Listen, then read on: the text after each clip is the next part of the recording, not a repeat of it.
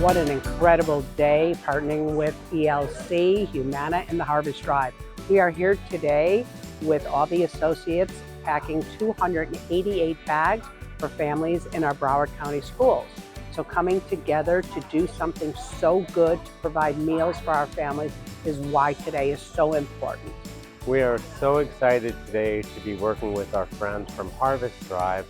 Just like we did last year, we are packing bags of food for Broward County school district families in need and give them out through the school social workers. We love this event. We love to be helpful as a part of our community. Everyone packing right now is having a blast doing it. If you look around the room, there is food of all sorts. We see a whole bunch of people of different statures, of different levels just coming and really honestly helping one another to help the community and just partner with people like Early Learning Coalition of Broward. And then those opportunities are gonna let us be part of the community because our thing is impactful. And when I walked in today, I saw such great people. I've talked to so many and they understand why it's so important.